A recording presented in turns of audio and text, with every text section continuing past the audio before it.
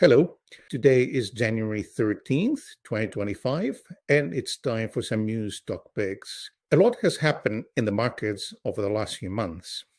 Investors are still digesting the results of the US election and placing their bets on stocks and industries that they think will get affected by the changes in policies coming to the US, such as potential tariffs. Meanwhile, the economy has proven resilient, with unemployment remaining generally low. Interest rates have been making some interesting moves, with short-term rates coming down while long-term rates going up. The US Fed cut their rate by 1% in the last few months, yet the 30-year Treasury bond yield has moved up by about 1%. This is rather interesting, and I think it means that market participants are worried about longer-term inflation more than before. Investors are likely also worried that the proposed tariffs in the US may result in inflation that's harder for the Fed to fight using monetary policy. I also not as worried about a prolonged recession. The US government bond yield curve has de-inverted and is now upward sloping, meaning longer-term yields are higher than shorter-term yields. This is normal. A year ago, this was not the case. Shorter-term yields were higher than longer-term yields. In Canada, Prime Minister Trudeau announced his resignation, and it is expected that there will be a federal election sometime in 2025, and very likely a change of government.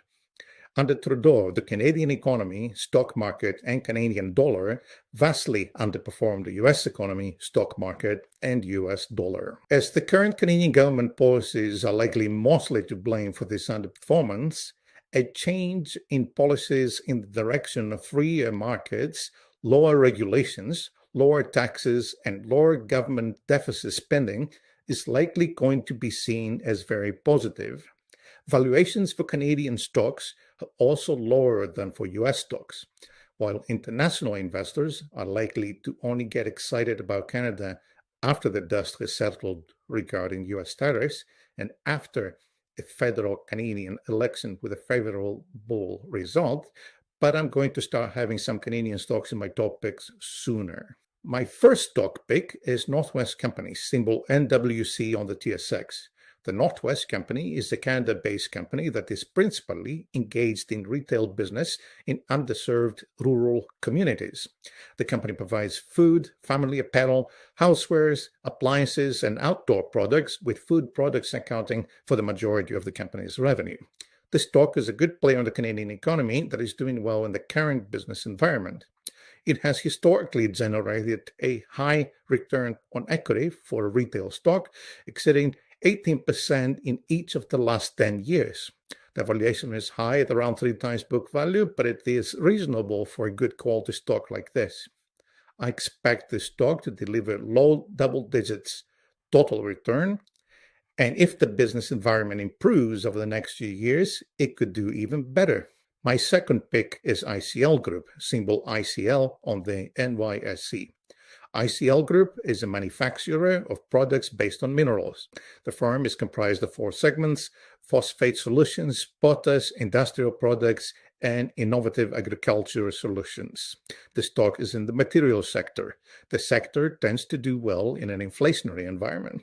Inflation has persisted for a lot longer than people were originally expecting after the reopening of the economy after the 2020 shutdown. The company has nearly doubled its shareholders' equity over the last 10 years while paying a dividend at the same time. The current dividend yield is 3.7%, which is very attractive, and the stock is reasonably priced at around 1.1 times book value. My third pick is Sun Life Financial, symbol SLF on the TSX. Sun Life provides life insurance, retirement, and asset management products to individuals and corporate customers in Canada, the United States, and Asia. The company's investment management business contributes approximately 30% of its adjusted earnings and has around $1 trillion in assets under management. This is another good company that is consistently able to generate low double-digit return on equity regardless of economic conditions. The valuation is also reasonable at 11 times forward price to earnings ratio. I expect this stock to deliver about 10% total return per year for the next few years. Not super high, but decent for the risk. As always, if you have questions about whether these stocks fit in your portfolio or if you have any other investment related questions, give us a call.